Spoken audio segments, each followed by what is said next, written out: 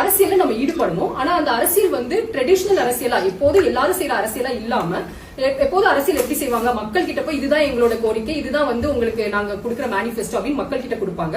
But நானும் என்ன மாதிரி இளைஞர்களும் என்ன நினைச்சோம் அப்படின்னா, மக்களுக்கு உண்மையிலேயே என்ன பிரச்சனை இருக்கு, ஏன்னா நம்ம எப்போதுமே வந்து அவங்கள்ட்ட போய் இதுதான் அப்படின்னு திணிக்காம அவங்களோட கோரிக்கைகள் என்ன, அவங்களோட பிரச்சனைகள் என்ன அப்படிங்கறத நாங்க பாக்குறதுக்காக கடந்த 60 நாட்களாக 60க்கும் மேற்பட்ட கிராமங்கள் திருநெல்வேலி சட்டமன்ற தொகுதியில் நாங்க பயணிச்சோம்.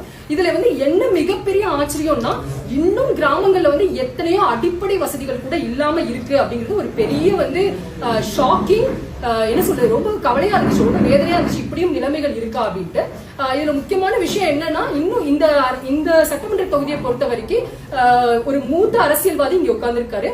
பிஜேபியோட ஸ்டேட் ஹெடா இருக்கிற நயினார் நாகேந்திரன் கடந்த 25க்கும் மேற்பட்ட ஆண்டுகளாக வந்து அரசியல் பண்ணிட்டு இருக்காரு, மினிஸ்டரா கூட இருந்திருக்காரு. சோ இப்படிப்பட்ட ஒரு அரசியல்வாதி இருக்கிற ஒரு திருநெல்வேலி சட்டமன்ற தொகுதியில இவ்வளவு பெரிய பிரச்சனைகள் இருக்குங்கிறது ரொம்ப ரொம்ப பெரிய ஷாக்கிங்கா இருந்துச்சு. இன்னொன்று வந்து பிஜேபியின் அரசியல் வந்து என்னன்னா, நம்ம எல்லாருக்குமே வந்து எல்லாருக்கும் சொல்லுவாங்க டெவலப்மெண்ட் பாலிடிக்ஸ், விக்சித் பாரத், புதுமையான இந்தியா அப்படின்ட்டு. இவங்க டெவலப்மெண்ட் பேசிக்கிட்டே இருக்காங்களே தவிர உண்மையிலே மக்களுக்கு என்ன டெவலப்மெண்ட் போய் சேர்ந்திருக்கு அப்படிங்கறத பாக்குறாங்களா அப்படிங்கிறது ரொம்ப பெரிய கேள்விக்குறியா இருந்துச்சு. இது என்னோட பயணத்துல வந்து எனக்கு மிகப்பெரிய ஒரு ஆச்சரியமா இருந்துச்சு. இன்னொன்னு பாத்தீங்கன்னா, டிஎம்கேல கூட வந்து நம்ம முதலமைச்சர் சொன்னாரு, இந்த தொகுதி ஒரு முக்கியமான தொகுதி, இதுல வந்து நம்ம எலெக்ஷன் வின் பண்ணோம். எல்லாரும் எலெக்ஷன் வந்து வின் பண்ணுமே சொல்றாங்களே தவிர மக்களுக்கு உண்மையிலே என்ன பிரச்சனைகள் இருக்கு, அங்க உள்ள அரசியல்வாதிகள் அந்த மக்களோட பிரச்சனைகளை வந்து சால்வ் பண்ணும் அப்படிங்கறது யாரும் எந்த அரசியல் தலைவரும் சொன்ன மாதிரி இல்ல.